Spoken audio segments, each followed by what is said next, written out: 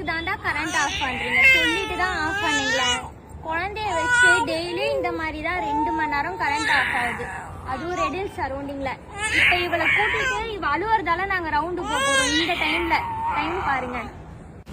என் பொண்ணு என்ன பண்ணாலும் சமாதானம் ஆகுற மாதிரி இல்லை. எங்களுக்கு வேறு வழியே இல்லாமல் 11 மணிக்கு அவளை கூட்டிகிட்டு ரோட்டில் ரவுண்ட் அடிச்சிட்டு இருக்கோம் கரண்ட் இல்லாததால்.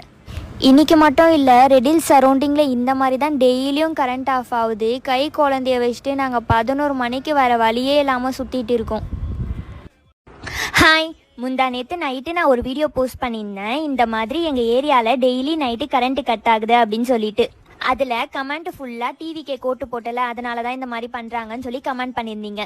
இப்போவும் சொல்கிறேன், நான் ஏன் டிவிக்கே ஓட்டு போட்டேன்னு ஃபீல் பண்ணவே இல்லை. சப்போஸ் ரீஎலெக்ஷன் வச்சாலுமே நான் டிவிக்கேக்கு தான் ஓட்டு போடுவேன். அடுத்த 5 வருஷம் கழிச்சு எலெக்ஷன் வச்சாலுமே நான் டிவிக்கேக்கு தான் ஓட்டு போடுவேன். அப்புறம் எதுக்கு கரண்ட் கட் ஆகுதுன்னா வீடியோ எடுத்து போடுறேன்னு கேட்பீங்க. எனக்கு இருக்க ப்ராப்ளமை நான் ஓட்டு போட்ட உரிமையில நான் வீடியோ எடுத்து போடுறேன். அதை சால்வ் பண்ண வேண்டியது சிஎம் சாரோ இல்லை நாங்கள் ஓட்டு போட்டு ஜெயிக்க வச்ச எம்எல்ஏவோ. இந்த மாதிரி கரண்ட் கட் ஆகுதுன்னு நான் மட்டும் இல்லை, எங்கள் ஏரியாவில் இருக்க எல்லாருமே தான் போய் கம்ப்ளைண்ட் பண்ணியிருக்காங்க. எங்கள் ஏரியாவில் இருக்க எம்எல்ஏ இதுக்கப்புறம் கரண்ட் கட் ஆகுது, அது என்ன ப்ராப்ளம் பார்த்து நாங்கள் சால்வ் பண்ணுறோன்னு சொல்லியிருக்காங்க. நான் என்னமோ ஏன்டா டிவிக்கேக்கு ஓட்டு போட்டேன்னு ஃபீல் பண்ற மாதிரியோ டிஎம்கே பிங்ஸ்ன்ற பேஜ்ல என் பெர்மிஷனே இல்லாம என் வீடியோ எடுத்து போஸ்ட் பண்ணிருக்காங்க. சரி விடுங்க, உங்களால என்ன பண்ண முடியும்? இந்த மாதிரி தான் எல்லாரும் வீடியோ எடுத்து போஸ்ட் பண்ண முடியும். ஏதோ பண்ணிட்டு போங்க.